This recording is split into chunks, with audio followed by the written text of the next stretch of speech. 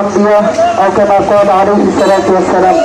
সম্মানিত প্রিয় হাজরিন, আজকে যেই জন্য আমরা একত্রিত হয়েছি সেটা আমাদের আমাদের সকলেরই জানা। আমি একটা কথাই জামিউল হুক্কাস ফাউন্ডেশনের পক্ষ থেকে ঘোষণা করতে চাই, আপনি আমাকে গালি দেন, কোনো আপত্তি নাই। আমার আব্বাকে গালি দেন, কোনো আপত্তি নাই। আমার আম্মাকে গালি দেন, কোনো আপত্তি নাই। আমার চোদ্দ গোষ্ঠীকে গালি দেন, কোনো আপত্তি নাই। কিন্তু আমার ছাত্র আম্বিয়া হিসাবে আমার যে দায়িত্ব, যে কর্তব্য, আমি একজন মুসলিম হিসাবে যে দায়িত্ব, আমার যে কর্তব্য, আমার কেউ কটূক্তি করবে, এই গায়ে এক ফুটা রক্ত থাকা সত্ত্বে এই সুযোগ দেওয়া হবে না, হবে না, হবে না।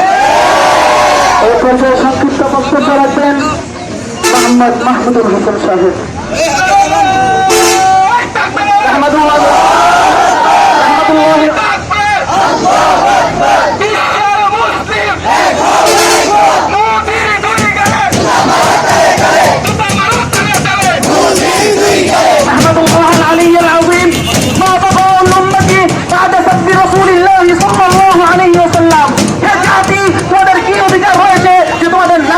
গালমন্দ করা হচ্ছে, তোমাদের অধিকার নেই, যতক্ষণ না পর্যন্ত তারা এই কাজ থেকে বিরত রাখা হবে।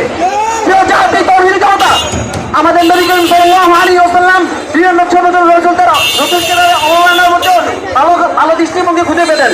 হুদায়বিয়া সন্ধি মুসলমানদের জন্য বাহ্যিক দিক থেকে অকল্যাণ করেছিল, এর মধ্যে মুসলমানদের পরাজয় ছিল, কিন্তু রাসূল সাল্লাল্লাহু আলাইহি ওয়াসাল্লাম এই হুদায়বিয়া সন্ধির মধ্যে মুসলমানদেরকে মক্কা বিজয়ের সুসংবাদ দান করেছেন।